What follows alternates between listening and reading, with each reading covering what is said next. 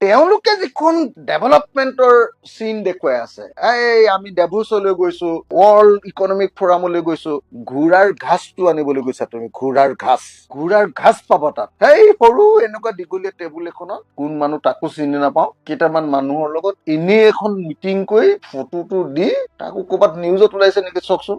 আপোনালোকেহে তেওঁক যদি ফেচবুকৰ পৰা লৈ নিজে দিছে বেলেগ কথা। ডোনাল্ড ট্ৰাম্প অহা মিটিংখনত হিমন্তক ভাষণ দিয়া দেখিছে নেকি ক'ৰবাত? ক'ত বহি আছে দেখুৱাওকচোন ফটোখন দিয়ক মোক। আপুনি নাজানে নেকি ডাঙৰ যেতিয়া কনভেনচন পাতে নহয়, সৰু সৰু হল, তেনেকুৱা 500টা মান হল থাকে, তেনেকুৱা সৰু সৰু মিটিং বিলাকত এনেকুৱা ৰাজ্যৰ মুখ্যমন্ত্ৰী বিলাকক নি, ঐ তহঁতি কি দিবি, কি দিবি ক, আদানিৰ কাৰণে কি দিবি, আম্বানীৰ কাৰণে কি দিবি, আমুকৰ কাৰণে কি দিবি বুলি কাণত ধৰি বস্তুটো লৈ লয়। আমাৰ ইয়াত দেখুৱাইছে যে অসমৰ ইতিহাসৰ প্ৰথমজন ৱৰ্ল্ড ইকনমিক ফৰামলৈ যোৱা মানুহ, তুমি ঘোঁৰাৰ ঘাছ কাটি লৈ আহিবা অসমীয়াৰ কাৰণে তাত দেখুৱাই দিয়া, তুমি কোনটো বস্তু আনিবা, এইটো ইণ্ডাষ্ট্ৰি আনিলো বুলি দেখুৱাই দিয়াচোন। ছেমি কণ্ডাক্টৰ ইণ্ডাষ্ট্ৰি 27,000 কোটি টকাৰ ভিতৰত 27,000 কোটি টকা দি দিছা, লগত 700 বিঘা মাটি দি দিছা, এটাও এতিয়ালৈকে অসমীয়াই তাত চাকৰিয়ে পোৱা নাই। চব বাহিৰৰ বিহাৰী মিহাৰী মানুহ গোটেইকেইটাই চাকৰি পাব, আমাৰ চকীদাৰ, পিয়ন, কন্ট্ৰেকচুৱেল লেবাৰ এইকেইটা পাব।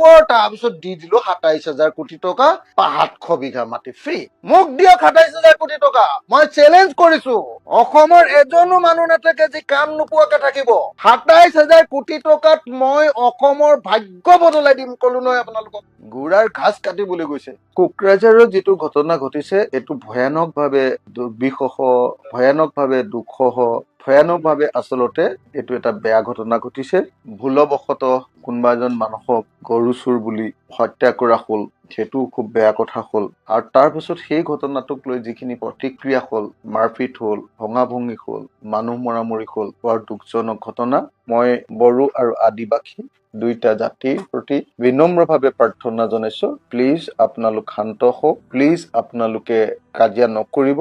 আৰু অসমৰ মুখ্যমন্ত্ৰীয়ে অসমখনক এনেকে জাতি আৰু জাতিৰ মাজত কাজিয়া লগাই তেওঁনো ক'ত ঘূৰি ফুৰিছে আমি গম নাপাওঁ। তেওঁনো কি অসমীয়া জাতিৰ কাৰণে একেবাৰে হেৰি লৈ আহিব সেইটোও গম নাপাওঁ। মইতো দেখিছো 4-5জন মানুহৰ লগত গৈ মিটিং কৰি আছে। 4-5জন মানুহৰ লগত যদি মিটিঙে কৰিব লাগে, কোনোতো ডাঙৰ হেৰিয়াততো মই অসমৰ মুখ্যমন্ত্ৰী ভাষণ দিয়া নাই। এনেকুৱা সৰু দীঘলীয়া চকী এখনত, টেবুল এখনত 6-7জন মান মানুহৰ লগত মই কথা পাতি থকা দেখিছো। সেইখন মিটিং ইয়াতে কৰিব পাৰে অসমতে মাতি আনি।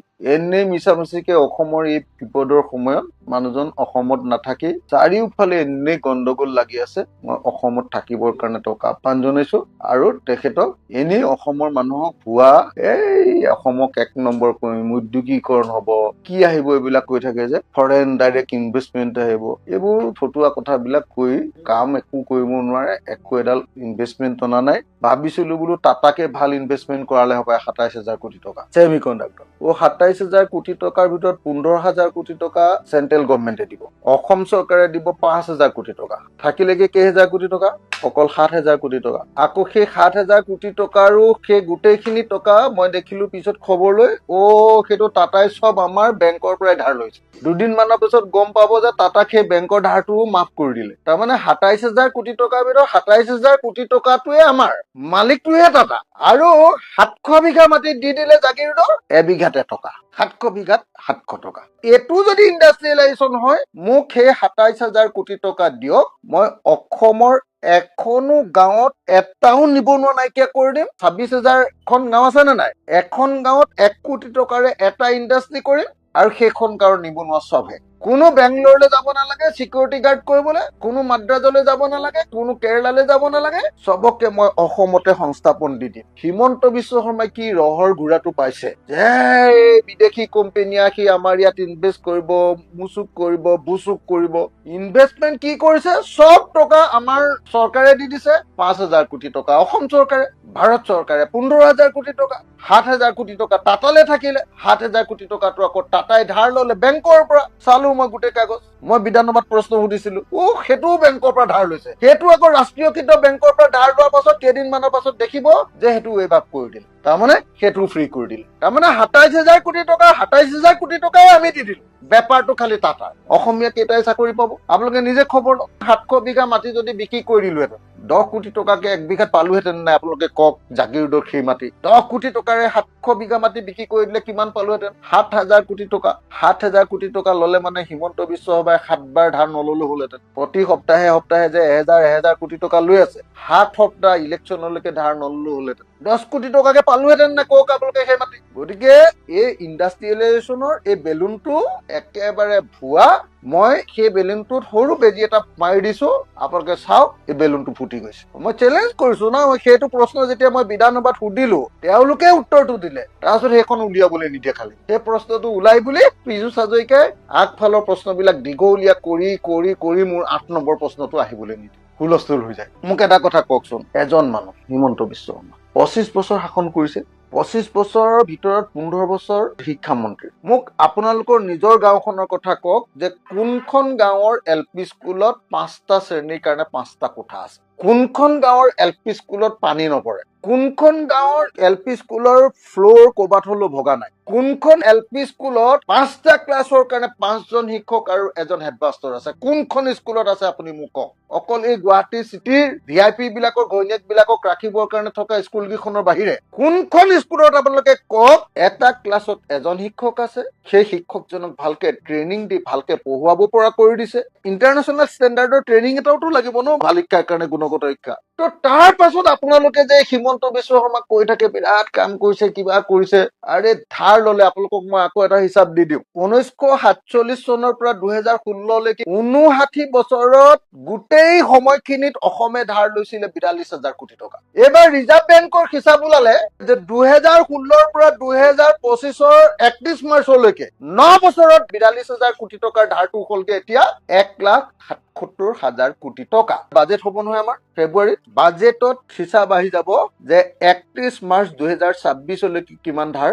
অসমৰ মুঠ ধাৰ হ'ব 2,20,000ৰ পৰা 2,30,000 কোটি টকাৰ ভিতৰত। আপোনালোকে হয় নে নহয় চাই থাকক। আছিলে 42,000 কোটি টকা। কিমান বহালে? 1,60,70,000 কোটি টকাৰ ধাৰ ললে হিমন্ত বিশ্ব শৰ্মাই বিত্তমন্ত্ৰী আৰু মুখ্যমন্ত্ৰী হিচাপে। 1,70,000 কোটি টকা 9 বছৰত ধাৰ লৈ পেলালে। ধাৰ লৈ কি বনালে? কেইখনমান অভাৰব্ৰিজ, ব্ৰহ্মপুত্ৰৰ পাৰত 2খন পাৰ্ক, 10টামান মথাউৰি, আৰু কি আছে কওক আপোনালোকে। অসমৰ ইনফ্ৰাষ্ট্ৰাকচাৰ কি হ'ল মোক আপোনালোকে নিজে দেখাওক। অসমত কেইটা উদ্যোগীকৰণ হ'ল? চৰকাৰী ডিপাৰ্টমেণ্ট কেইটাত খালী হোৱা পোষ্ট কেইটাত চাকৰি দিয়াৰ বাহিৰে এটা পোষ্ট দেখুৱাওক যে অসম চৰকাৰে নতুনকে ক্ৰিয়েট কৰিব পাৰিছে। ডেভেলপমেণ্ট কাক কয়? অসমৰ পথাৰত এক টোপালো পানী নাই, সকলো পথাৰত পানী দিলে। মই ক'লোহেঁতেন this is called development. Yes, it is done by mister Himanta Biswa Sarma বুলি মই ক'লোহেঁতেন তেতিয়া। এতিয়া কি বনাইছে? অভাৰব্ৰিজ। কেলে? অভাৰব্ৰিজত বোলে 20% কমিশ্যন পায়। ৰিভাৰ ফ্ৰণ্ট কেলে? বোলে চেন্ট্ৰেল গভৰ্ণমেণ্টৰ ডাঙৰ মন্ত্ৰীৰ পুতেকক বোলে ঠিকা দিব পাৰে তাত। গতিকে আপোনালোকে এই যিবিলাক কথা কৈ থাকে যে হিমন্ত বিশ্ব শৰ্মা বিৰাট দক্ষ মুখ্যমন্ত্ৰী, দেখা নাই মই কেনেকে ফোন খুলি আছো তেওঁ প্ৰত্যেক দিনাই বিধানসভাত। তেওঁ এটা কলে মই 5টা ক'ব পাৰো নে নোৱাৰো? আপোনালোকে নিজে চাওক। কেলে পাৰো? কাৰণ তেওঁলোকে যিখন ডেভেলপমেণ্টৰ চিন দেখুৱাই আছে, এই আমি ডেভোছলৈ গৈছো, ৱৰ্ল্ড ইকনমিক ফৰামলৈ গৈছো, ঘোঁৰাৰ ঘাছটো আনিবলৈ গৈছা তুমি। ঘোঁৰাৰ ঘাছ পাব তাত। সেই সৰু এনেকুৱা দীঘলীয়া টেবুল এখনত কোন মানুহ তাকো চিনি নাপাওঁ, কেইটামান মানুহৰ লগত এনেই এখন মিটিং কৰি ফটোটো দি তাকো ক'ৰবাত নিউজত ওলাইছে নেকি চাওকচোন। আপোনালোকেহে তেওঁক যদি ফেচবুকৰ পৰা লৈ নিজে দিছে বেলেগ কথা। ডোনাল্ড ট্ৰাম্প অহা মিটিংখনত হিমন্তক ভাষণ দিয়া দেখিছে নেকি ক'ৰবাত? ক'ত বহি আছে দেখুৱাওকচোন, ফটোখন দিয়ক মোক। আহিছে, আপুনি নাজানে নেকি? ডাঙৰ যেতিয়া কনভেনশ্যন পাতে নহয়, তাত সৰু সৰু হল কিছুমানত ধেৰ মিটিং পাতি থাকে। সৰু সৰু হল তেনেকুৱা 500টামান হল থাকে। তেনেকুৱা সৰু সৰু মিটিং বিলাকত এনেকুৱা ৰাজ্যৰ মুখ্যমন্ত্ৰী বিলাকক নি, ঐ তহঁতি কি দিবি, কি দিবি ক, আদানিৰ কাৰণে কি দিবি, আম্বানিৰ কাৰণে কি দিবি, আমুকৰ কাৰণে কি দিবি বুলি কাণত ধৰি বস্তুটো লৈ লয়। কথাটো বুজিছে নে নাই আপোনালোকে? সেইটোৱে মিটিং। আমাৰ ইয়াত দেখুৱাইছে যে অসমৰ ইতিহাসৰ প্ৰথমজন ৱৰ্ল্ড ইকনমিক ফৰামলৈ যোৱা মানুহ। তুমি ঘোঁৰাৰ ঘাছ কাটি লৈ আহিবা অসমীয়াৰ কাৰণে তাত। দেখুৱাই দিয়া তুমি কোনটো বস্তু আনিবা। এইটো ইণ্ডাষ্ট্ৰি আনিলো বুলি দেখুৱাই দিয়াচোন। ছেমি কণ্ডাক্টৰ ইণ্ডাষ্ট্ৰি 27,000 কোটি টকাৰ ভিতৰত 27,000 কোটি টকা দি দিছা, লগত 700 বিঘা মাটি দি দিছা। এটাও এতিয়ালৈকে অসমীয়াই তাত চাকৰিয়ে পোৱা নাই। চব বাহিৰৰ বিহাৰী মিহাৰী মানুহ গোটেইকেইটাই চাকৰি পাব। আমাৰ চকীদাৰ, পিয়ন, কন্ট্ৰেকচুৱেল লেবাৰ এইকেইটা পাব। তাৰপিছত দি দিলো 27,000 কোটি টকা, 700 বিঘা মাটি ফ্ৰী। মই 27,000 কোটি টকাত অসমৰ ভাগ্য বদলাই দিম। ভাগ্য। অসমৰ এজনো মানুহ নাথাকে যে কাম নোপোৱাকে থাকিব। মোক দিয়ক 27,000 কোটি টকা। মই চেলেঞ্জ কৰিছো, 27,000 কোটি টকাত মই অসমৰ ভাগ্য বদলাই দিম। কলো নহয় আপোনালোকক। ঘোঁৰাৰ ঘাস কাটিবলৈ গৈছে